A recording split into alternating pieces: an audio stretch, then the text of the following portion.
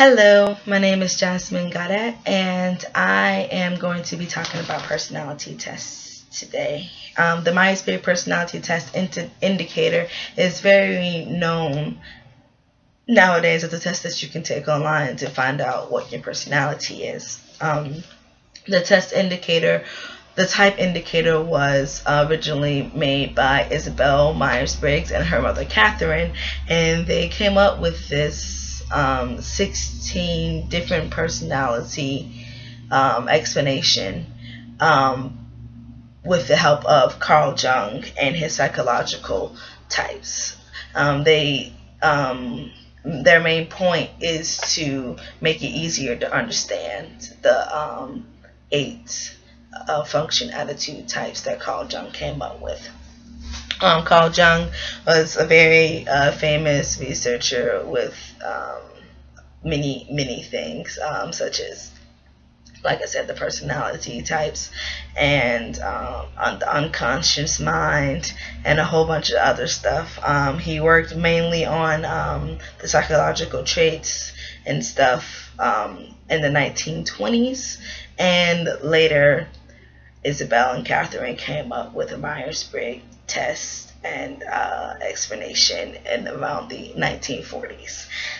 He was also the founder of a school called the School of Analytical Psychology. So he's very known for a lot of things.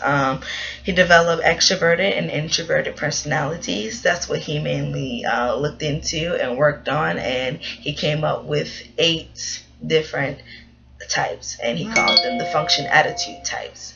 And the functions are sensing, intuition, thinking, and feeling, and the attitudes are extroversion or introversion. And just a little bit about each of those and what they mean, because if you don't really know what they mean, then you won't understand what your personality is if you were to ever take a test. Introversion is more about preferring to be alone. You gain your energy by recuperating alone and working alone. And if you do have to work with other people or socialize with other people, you prefer to be in small groups. Extroversion, you like being out and about, socializing with multiple people. You don't really have a preference. You're just considered outgoing, that is then it breaks down into a section called information that Myers-Briggs categorized it as, and that goes into sensing and intuition. Sensing is more about physical reality. You base everything off of how everything touches, how everything feels, smells, tastes, and how things sound. So that's how you remember things. And intuition is more about impressions. You go off more of how things felt or your first impressions about things rather than actual facts about them. And then it goes into decisions, which breaks down into thinking and feeling. Thinkers usually make decisions by analyzing the problem and the decision that they're trying to get to and finding basic truth and principle in their decisions. Feelers, they weigh people's feelings and what people actually care about in order to get to a solution, and they like to maintain the peace.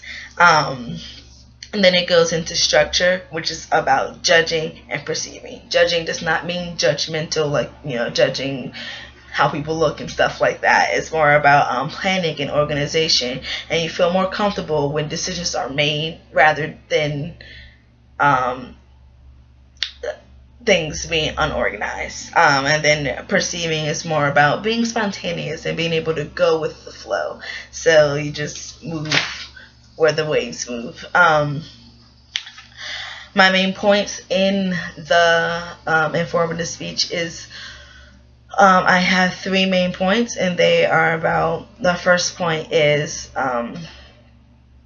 that learning your personality can be a very good way to learn good and bad traits about yourself. And learning the good and bad traits about yourself can help you maintain these good and bad traits and help you understand why you have these traits and how to manage them. Because there are a lot of traits, like myself, for instance, I'm an INTJ, and we are considered to be very arrogant by other people because of the way we are perceived and the way that we carry ourselves. And it's very hard for people to understand why that is that way. And I also had a very hard time understanding that until I read about myself and how I could manage that perception about me. So that helped a lot. Taking a lot of tests will break these down for you, your strengths and your weaknesses, and I think that that is really good. It's also a good way to help maintain stress.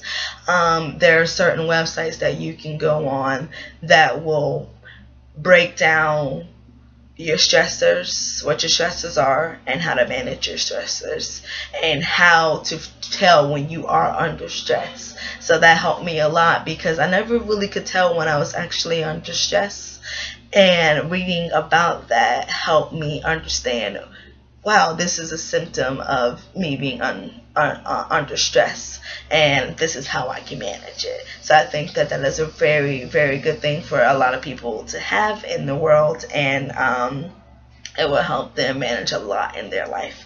And I remember one of our classmates saying on the Instagram post that she wished that she could manage stress more easily. So maybe you should find out your personality and look into that. And